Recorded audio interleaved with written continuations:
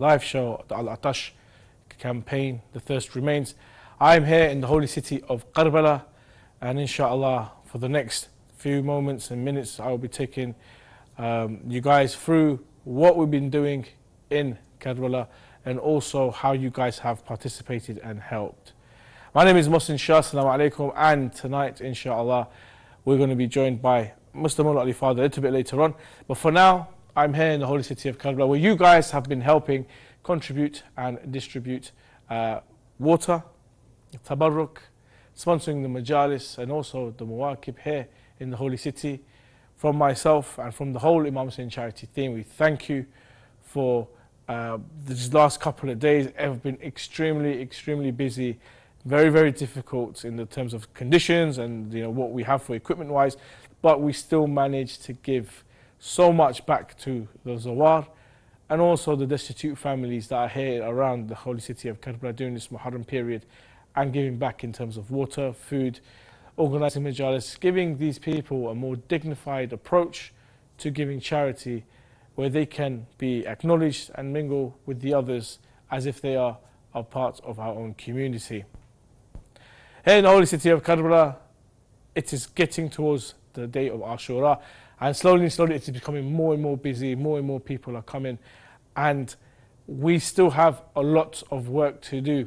So if you guys still want to get involved, you can visit www.imamhussaincharity.com where all of the information is available. You can also check out our Sadqa app. The QR code is right there. You can scan that and you can have a look at the campaigns that have been running throughout this Muharram period.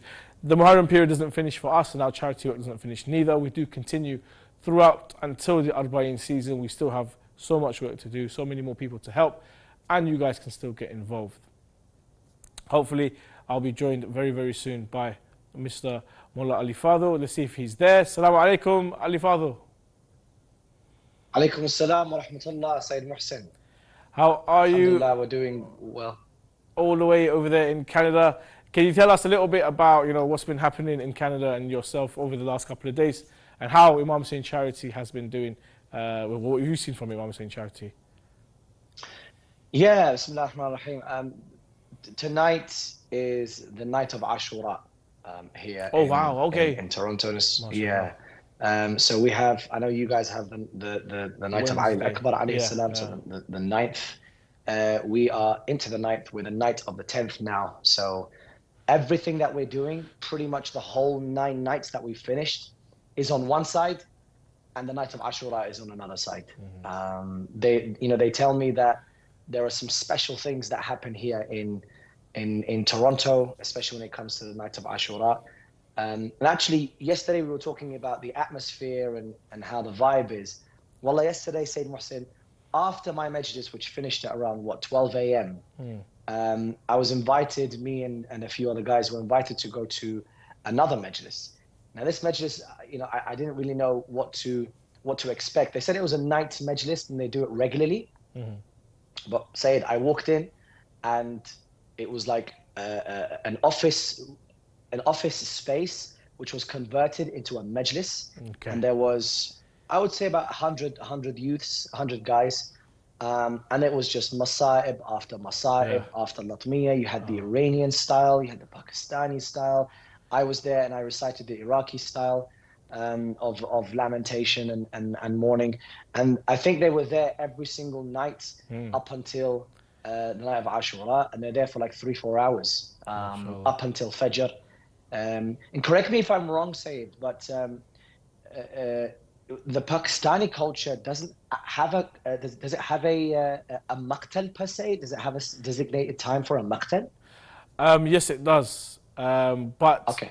As Pakistanis, we only recite the Musiba of Abu Abdullah Hussain, as in his final moment. So from him putting on his kafan, preparing for battle, saying goodbye to everyone, and then going into the battlefield and the horse returning empty and so forth. We cannot do the whole Maqtal. We are very emotional people. And it would honestly, and like I said, if people knew the true tragedy of Karbala, you would die from grief. It's too much for us to handle. So we just, and we do our Maqtal so we have Amal from 10 o'clock to 1.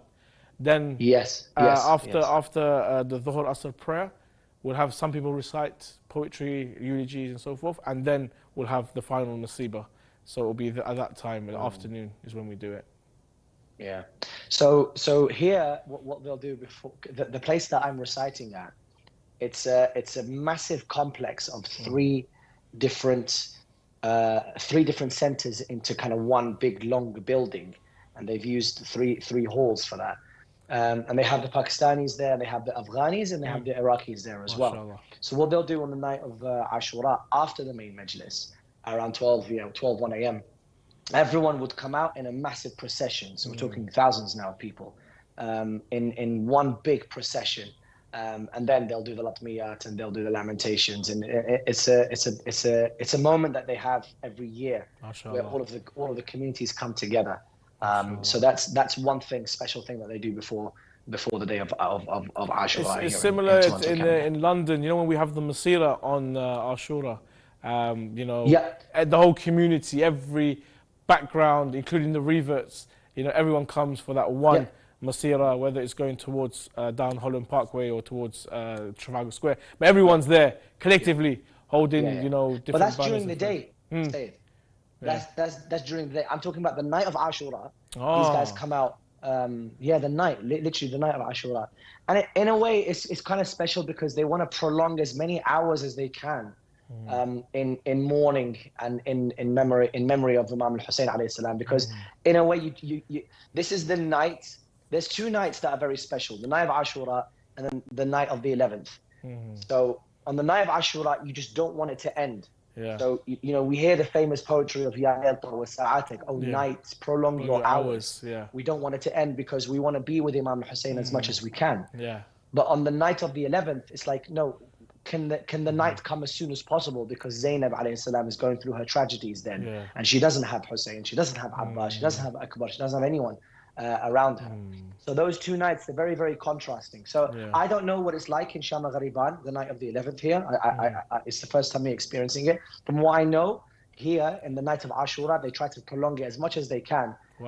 In memory, in service, in lamentation, in crying, in processions, as much as they can, just so that they can prolong as many hours as they can with Imam Hussain alayhi salam, which is quite special. And I think everyone in London does that as well. I think around the world they try to prolong as many hours as they can to be with Imam Hussain alayhi salam. I think it's recommended to stay up on this night, catch up on any qadha prayers that you have. There's amal to do as well during the night. There is. And traditionally we know from history that the companions of Abu Abdullah Hussain stayed up all night, whether they were reciting Quran, whether they were praising Allah subhanahu wa ta'ala, whether they were just trying to enjoy their final moments with their loved ones and so forth. But they stayed up all night preparing to defend the life of Abu Abdullah Hussain alayhi salam. So yes, it is, I can understand, not just my own community, but every community trying to stay up and prolonging these beautiful nights that we have on the eve of Ashura. Mullah, tell us, I've experienced Ashura as someone attending majalis and so forth, but not as one who organizes or is part of the program. You're a mullah, someone who recites. What is Ashura like for you in terms of, do you have to do a lot of recitations? Are you running around from center to center? Do you have it a little bit easy? Do you have to recite the maktal? Well, when I first came, when I first accepted the invitation to come to Canada, I genuinely thought that, okay, I can now concentrate on one majlis and put all of my energy into this one majlis, prepare as much as I can. But of course, with the live shows, and then when you're here, people are like, oh, since you're here, can you come and recite at this event? Can you recite at that event? Yesterday I had there was a conference that I went to, and then we did the IHC show, and then I had my main majlis, and then after that, where I went to another majlis. It was the night majlis. So it was pretty much hectic, and no one will believe me, but I generally, the moment I wake up, it's straight into preparation for the IHC show, preparation for the latmiyat that I've got to do. And these guys, they expect, I mean, it's not just, last year what I did in London, I did have IHC shows. I had IHC shows, I had Verses of Love, but all of those shows was just me presenting. So I only had to prepare just a bit, questions here and there, a bit of a poem, a bit of a poem or two, and then I'm pretty much set. because most of the talking would be for the speaker or for the reciter that I'm introducing, right? But here, I've got a full hour of full-on recitations, like, you know, the traditional Iraqi style. So there's an introduction qasida, then there's the main qasida, then there's the nazla. And every night, more and more people are coming, and they're expecting a certain level of passion, a certain level of energy. And you can probably tell from my voice that, you know, my voice went from like 4 or 5. Because as I mentioned, there's a canister of voice. I've got like 10% of it now. So yeah, it's been a lot here. And also I'm kind of half dealing with some stuff in London as well, in terms of some of the programs over there. So Haraka, for example, can we do this? Can we do that? I'm also in touch with them and how their programs are. So yeah, it's pretty much a hectic time. There's no such thing for me anyway, personally, especially when I'm working with IHC and I love doing the work I do with IHC. But there's no such thing as, like, you know, you have one majlis, you could just rest and relax and focus on that majlis. There's always something that's going on here, and wherever it is, if it's in Toronto or in London, or I'm sure in Karbala, I'm pretty sure it's the same thing with you guys. You're waking up, you're going straight into the Mawaqib. What's it like for you? Yeah, as soon as I get up, now me personally, I need my rest. You know, I'm not a spring chicken as the others, but as soon as I wake up, I'm straight. I have to hit the road running. I shower, get prepared. I have to put on my IHC t-shirt. I have to go to the Mawaqib. I have to help out, and then obviously there's a lot of filming and footage that we have to give to show you guys all the work that's being done. After that, we're back and forth. If we get into a majalis or not, that's your luck. After that, there's more filming to do at Imam Hussein TV. As I'm here, new ideas and new projects come about. Oh, can you film this? Can you film that? Can we go to the shrine and film this quickly? Can we go do that quickly? So I'm constant. I actually finish work around about 2:30 in the morning. So from when I wake up, which is in the afternoon because it's really hot, so I sleep late and I wake up about 3-4 o'clock. So from like, let's just say from about 6 till 2 in the morning, all the way till 2, non-stop filming and so forth. Non-stop. But we do this for the love and the passion of Abu Abdullah Hussain. So you guys have in Karbala, it's the night of Ali Akbar. Yeah. I'm pretty sure it's what, 12-ish now your time? It's 10 to 12. I think the producer's got some live footage actually of what's going on in Karbala. If we can have it. Yeah, here we go. That's Karbala right now. You can see the streets. So what can we see? The streets are absolutely packed. There's different Mawaqib walking towards the shrine in the holy city of Karbala, entering the shrines. As you know, they'll be reciting Al-Atmiyat. They'll be showing their allegiance towards Abu Abdullah Hussain.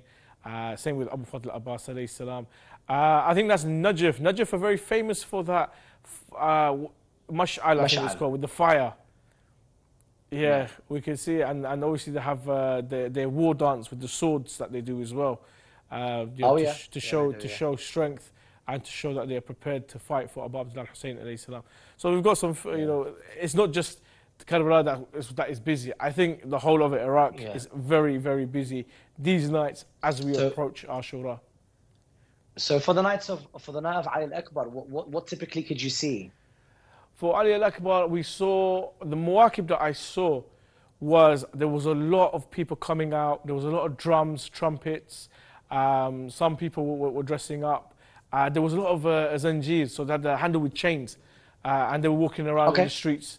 A lot of people dressed in white also, and I think that is, you know, as we are coming towards Ashura, to show that we are in our coffins and ready to, you know, participate and give our lives for Abu Abdullah Hussain alayhi salam. So there's a lot going on. It is unimaginable how busy it is, though. It's weird. As we get closer to Ashura, more and more people are coming, and it makes sense.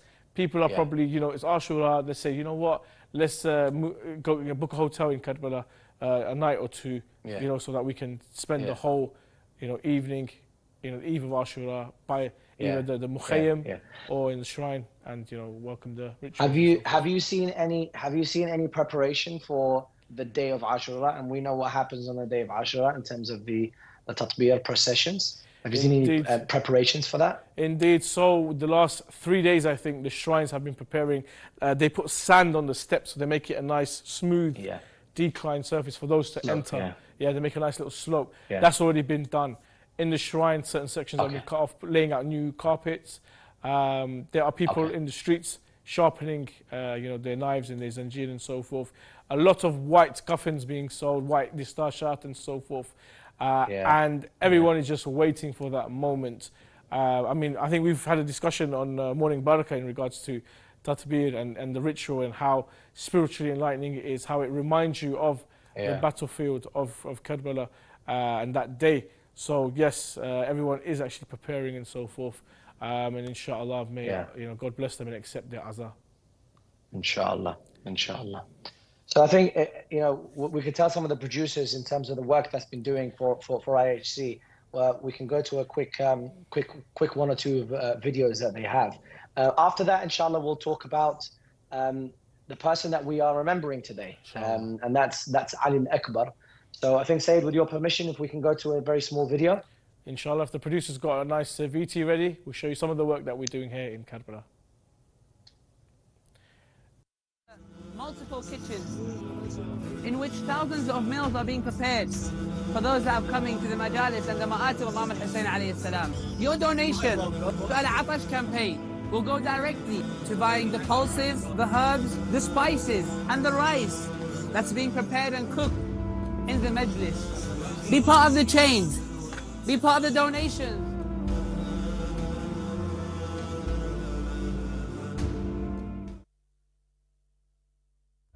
Bismillah ar-Rahman ar-Rahim. We are in the shrine of Imam Hussain alayhi salam, and we are dispersing water to quench the thirsty pilgrims. Brothers and sisters, it is your opportunity now to donate and give in the way of quenching the thirsts of the pilgrims of Imam Hussain alayhi salam. Be part of the change. Be part of the impact. And let us always remember that he died of thirst. But inshallah, we will be quenching the thirsts of each and every pilgrim that enters his land.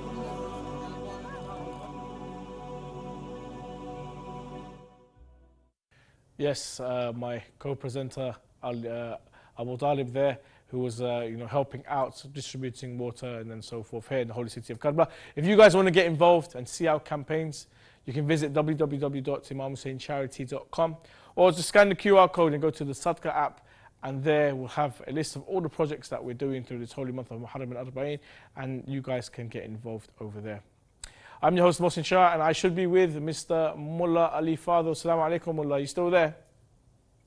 Salam, yes, I am. I am still there. I just want to say a few things in terms of my gratitude, and I think I speak on behalf of the entire charity, Imam Hussain Charity, and Misbah al-Hussein, who are the on-the-ground kind of operation organization that's fulfilling the work for the charity. And I think it's not us that thanks you. It's Imam al-Hussain alayhi salam. Although he doesn't really need to thank you, he doesn't need our help in that way.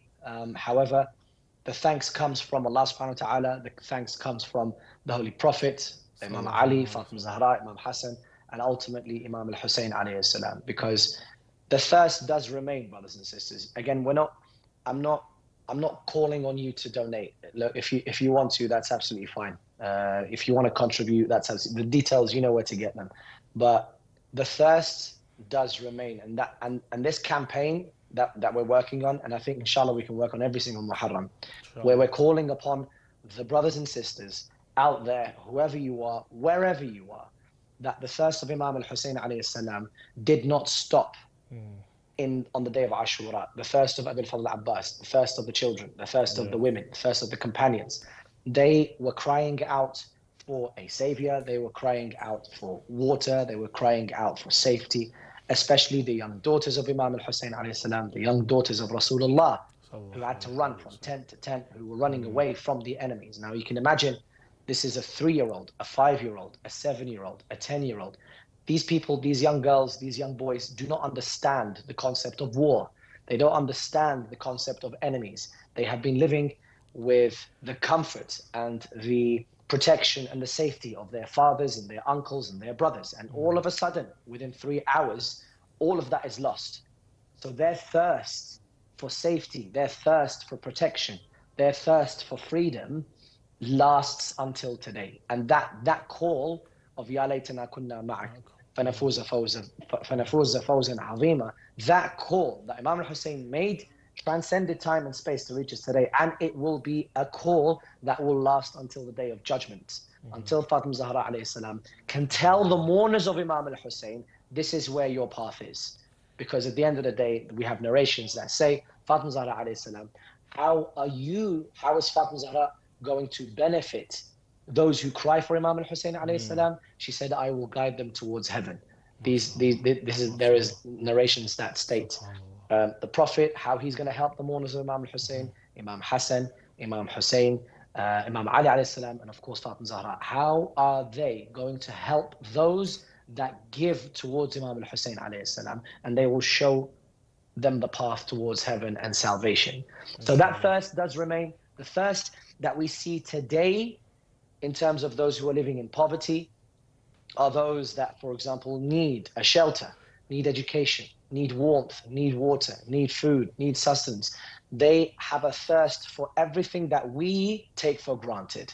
And that is the issue here, that we take for granted. So inshallah, again, this is the thanks does come from Imam al-Hussein alayhi salam. But if it means something small, we also thank you, the dear viewers, for those, if you've contributed financially, if you've spread the word, if you've just looked at the program and said, you know what, that's really nice. Just anything small that you can do in the way of Imam al-Hussein alayhi salam.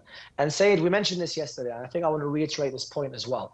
The uniqueness of Imam Hussein charity is unparalleled, unmatched. I haven't seen any other charity that does something quite similar in terms of quenching the thirst of those who are less fortunate than us, but not in the physical sense of just water or food, but actually creating a majlis. So you, the dear viewers, are able to donate towards this majlis. This majlis isn't just a place where they come and sit and they talk and they hear something.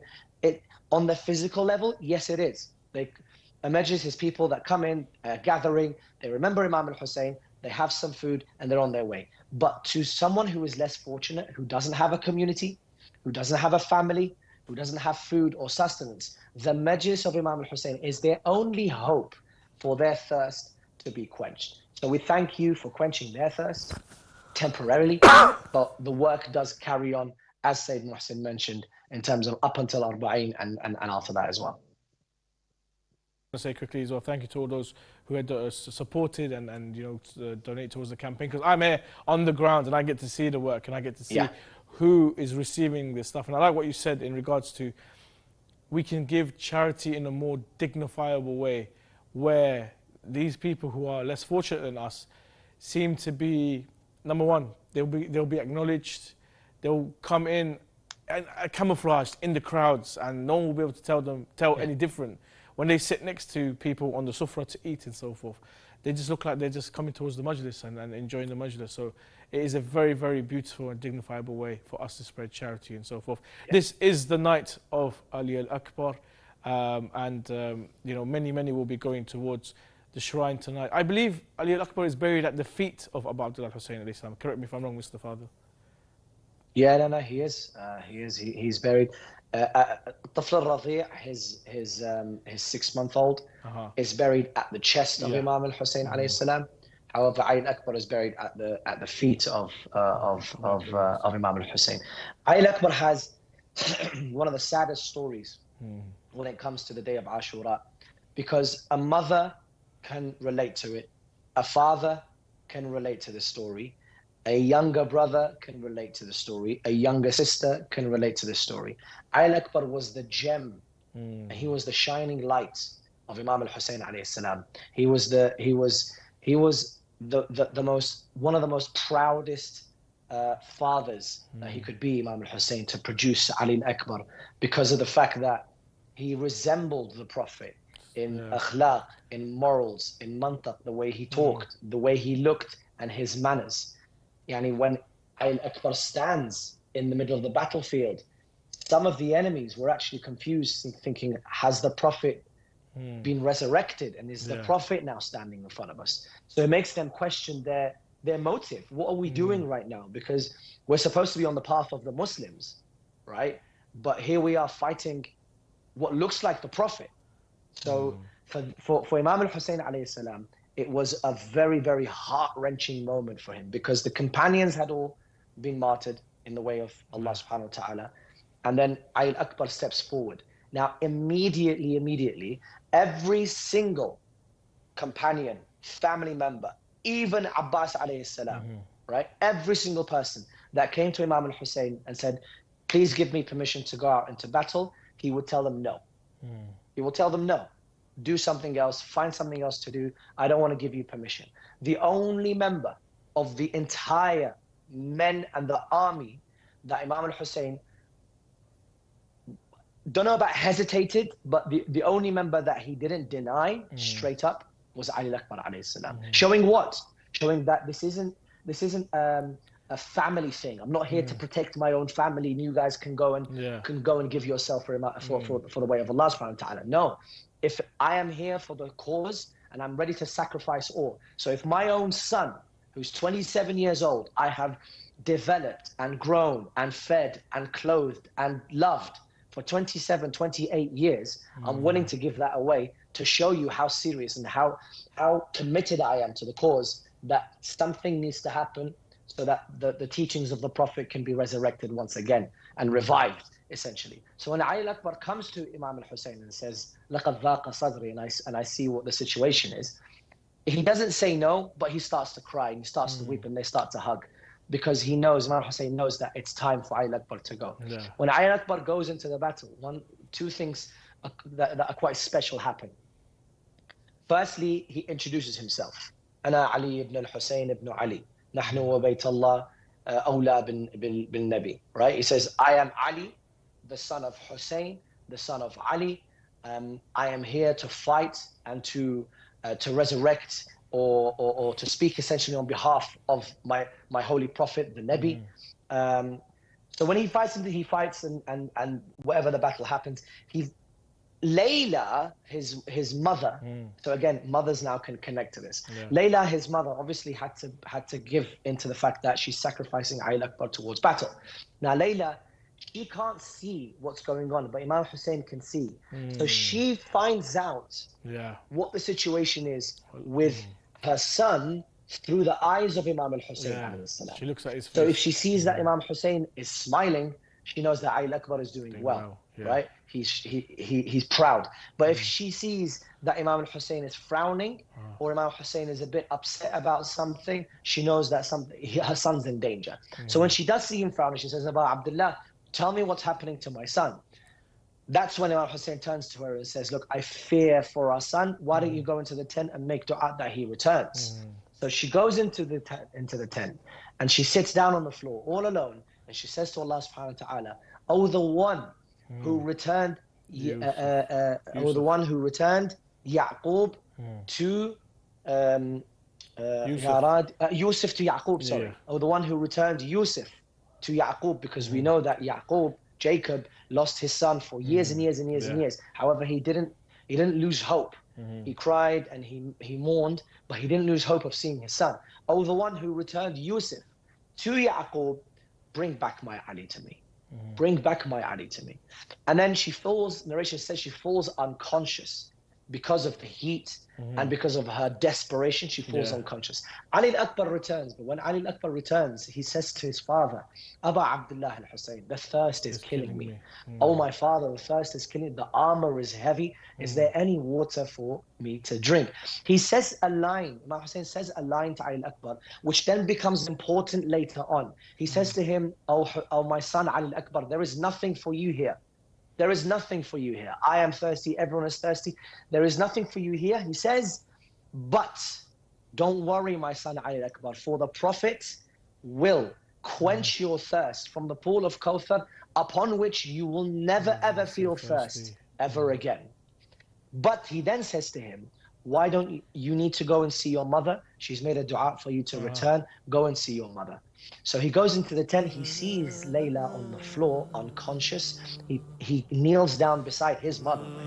He kneels down beside his mother, and he puts her head and he cradles her head in his lap. His tears that flow fall on the face of Layla, waking her up. And when she wakes up, they embrace. understands that her dua was answered. She saw him one last time. He fights out into the battle. But when he goes into the battle, I'm not sure how much time we have. Yeah. But when he goes out into the battle, it was the battle that he goes out into for the last time. Because Ali Akbar alayhi salam, although he was fighting bravely, but how many people does he want to kill? How many people are in front of him? We're talking an army of thousands. Yeah. Eventually Ali Akbar is overpowered. But there was a man who was standing on the side. The narration state that he said, I will make his father weep for him. Similar to Al-Qasim alayhi salam the night before. I will make his father weep for him.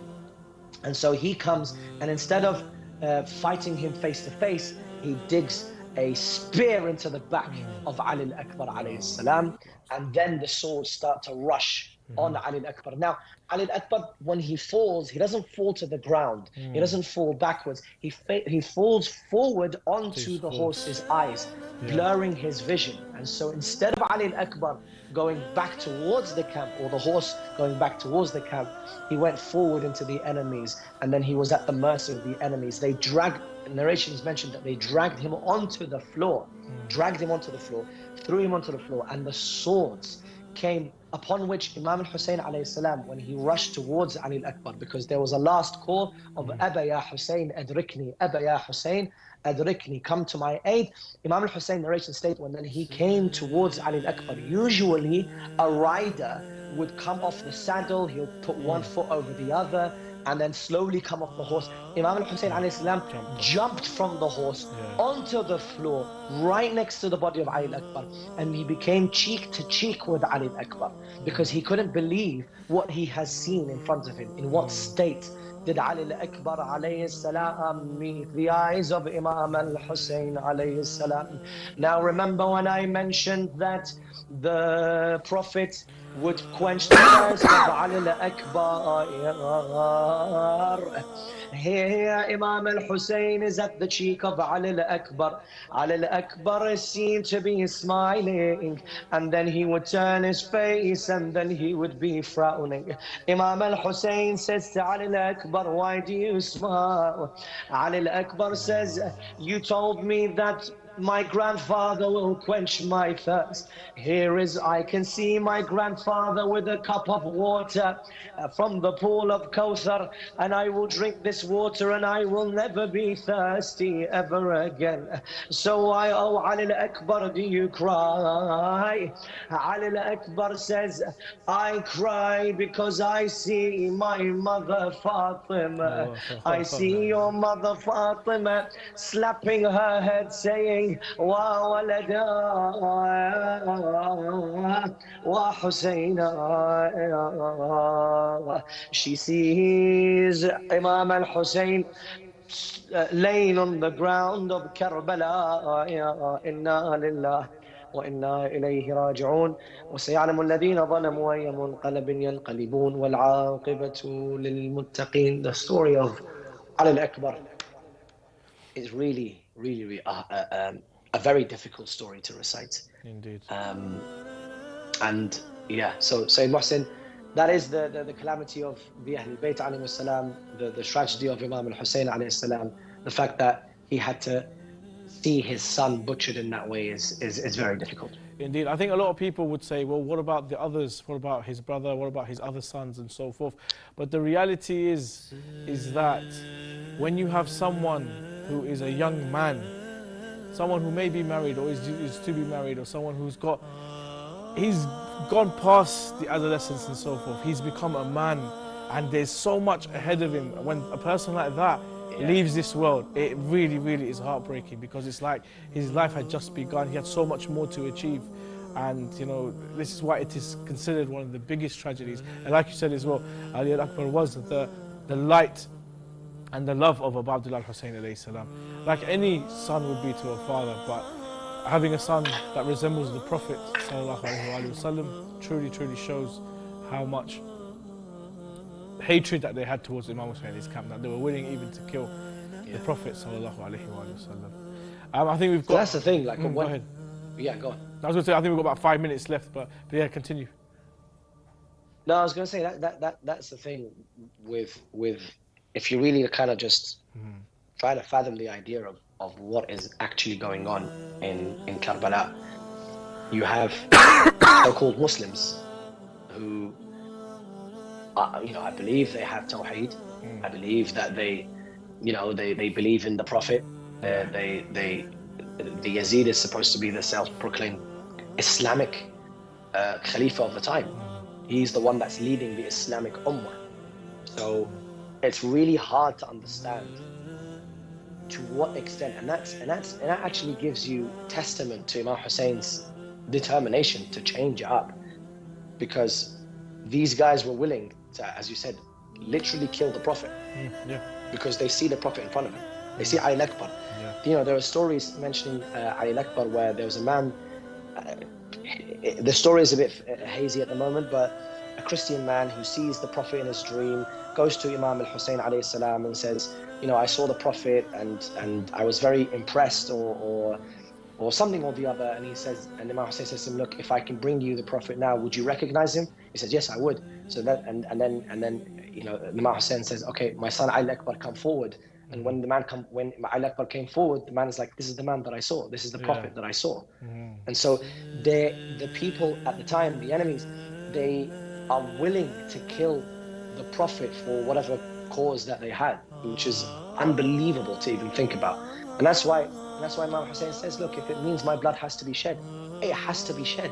There has to be a seismic change. There has to be a momentous change for there to be a revival of my grandfather's teachings. Yeah, definitely. I mean, this is a really, really tragic night, and we are coming towards the penultimate, with the ultimate eve of mourning and grieving, which is the day of Ashura. You're going to be commemorating tomorrow. We have tomorrow as the night of Abdullah Radi, and then inshallah Wednesday will be the main day of Ashura here in Karbala. I think we've got about 4 minutes left, 3 or 4 minutes left. So quickly, Mr. Mullah Ali Fadhil, is there anything you'd like to say to the viewers, anything you'd like to say in regards to the Zawar here in the holy city of Karbala?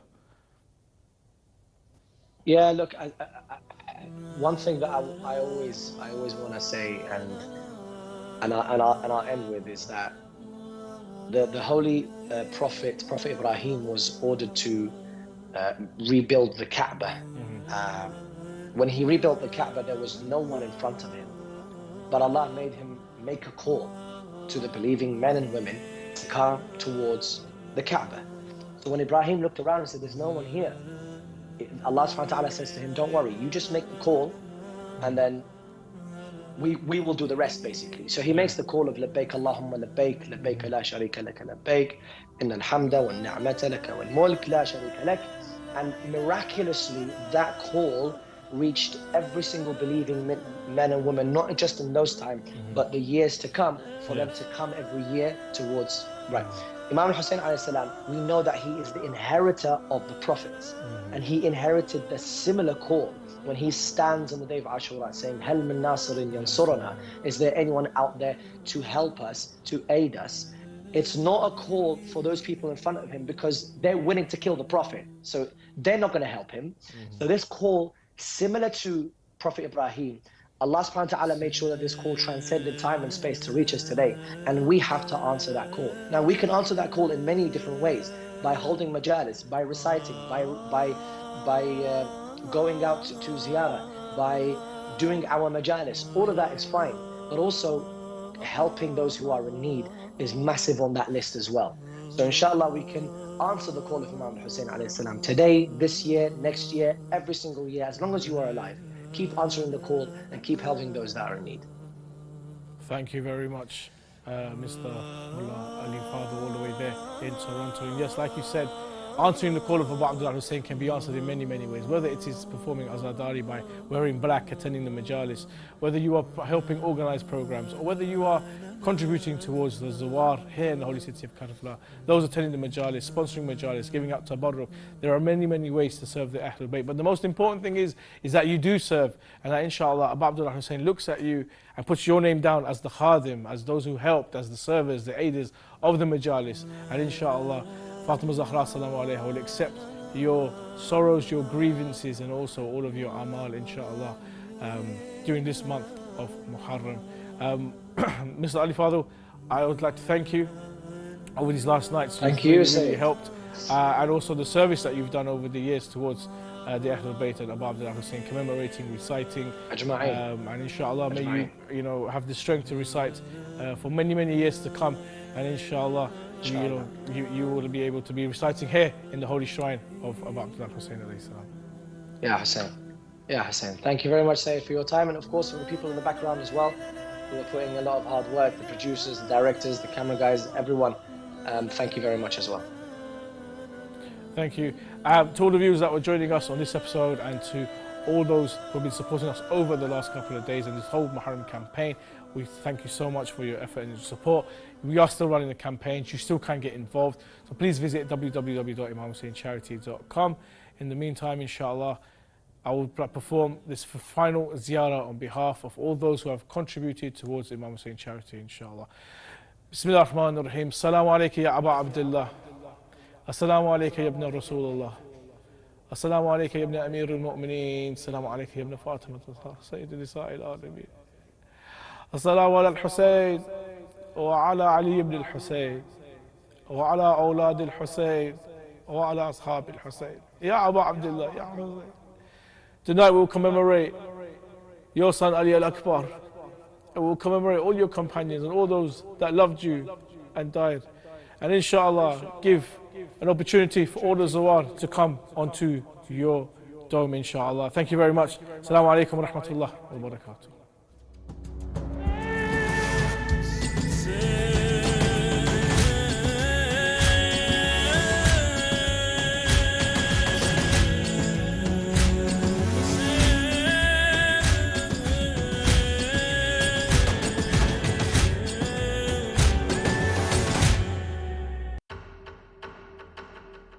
In the heart of London, Imam Hussain Media Group is on the brink of an extraordinary transformation.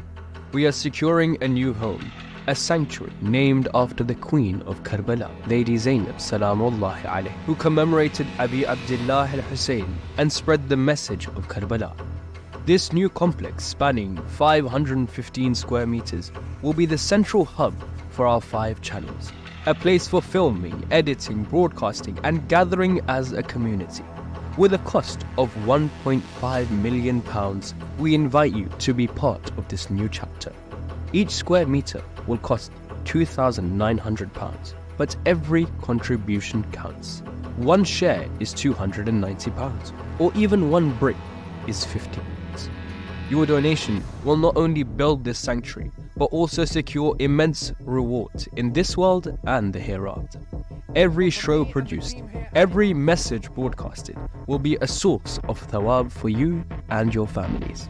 By helping us secure this building, you are paving the way for millions to connect with Karbala and the message of Imam Hussain alayhi salam through our channels. Join the ranks of the lovers of Abu Abdullah. Be part of this noble cause. Donate today and make a lasting impact on Shia media globally.